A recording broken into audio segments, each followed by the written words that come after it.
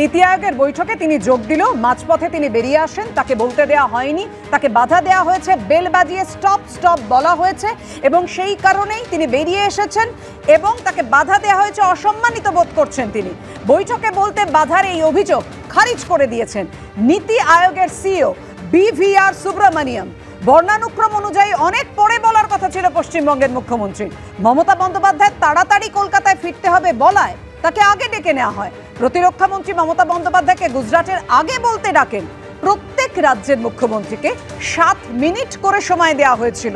ঘড়ি দেখাচ্ছিল বক্তব্যের সময় শেষ হয়ে গিয়েছে। সময় শেষ হয়ে যাওয়ার পরে বেলও বাজানো হয়নি বলছেন নীতি আয়োগের CEO.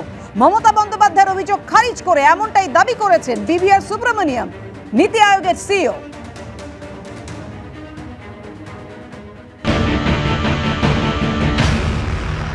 The Chief Minister of West Bengal had made a request to be given a turn before lunchtime. So I'm just putting facts on the ground, no interpretations. It was a very clear request from their side, because normally we would have gone alphabetically. So it begins with Andhra Pradesh, then Arunachal Pradesh, and then it goes on further down. Because West Bengal would be W, which would certainly come post-lunch session. They wanted a request. It was in writing, and we actually adjusted, and the Raksha Mantri actually called her in just before Gujarat. So she made her statement. Every chief minister is allotted 7 minutes, and there's just a clock on top of the screen which tells you the time that is remaining. So it goes from 7 to 6 to 5 to 4 to 3. At the end of that, it shows 00, nothing else. Nothing else has happened other than that. And what happens is the Raksha Mantri just does that on his table. That's it. And that's it. And then she said that, look, I would have liked to speak for more time, but I'll not speak anymore. That was it. There was nothing more. We all heard.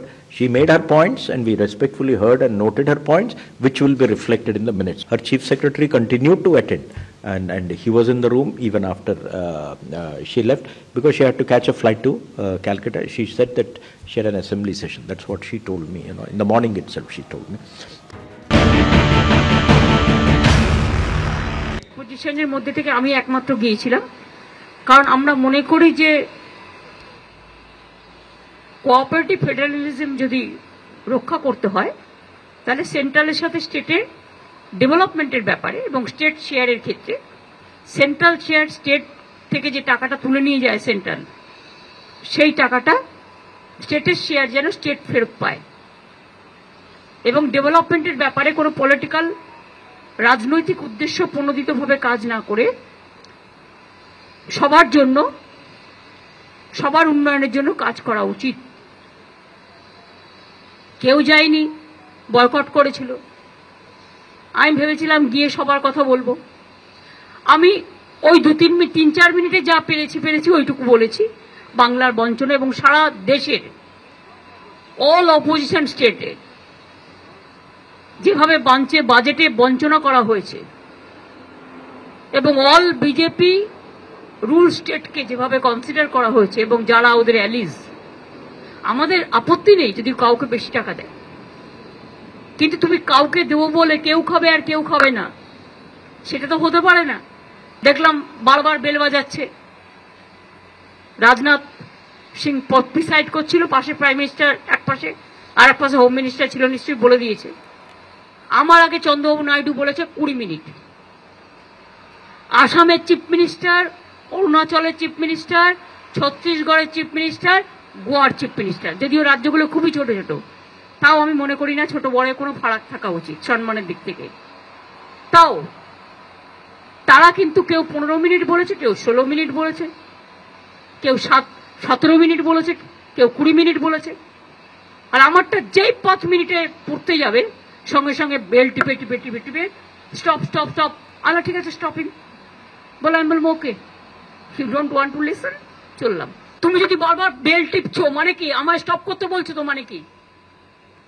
হয়তো stop করার system মানে ওইটাই। আমি বলছি আর তুমি বারবার কারো বেলা তো বেল টেপো নি, বারবার তুমি বেল টেপে বলছো স্টপ ইট। তো স্টপ ইট মানেটা কি? Can you tell me? আমি এত সিনিয়র পলিটিশিয়ান, এতবার ইলেক্টেড মেম্বার, অপোজিশনের মধ্যে একমাত্র গেছি, ভয়েস রেকর্ড করতে? তোমাদের কোথায় ক্রেডিট দেওয়া উচিত ছিল? তুমি আমাকে বারবার যদি আমার বক্তব্য তুমি যদি বেল পাঠাও, বেল দিয়ে আমাকে স্টপ করতে বলো, is it not humiliation or ইনসাল্টেশন? আমি 6 মিনিটও করিনি। অপোজিশনের পক্ষ থেকে সারা দেশে মাত্র একজন। তা ডেমোক্রেসিটা গেল কোথায়? ডেমোক্রেটিক রাইটসটা কোথায় গেল? এই মানসিকতা যে দুটো কথা শুনতেও পারে না।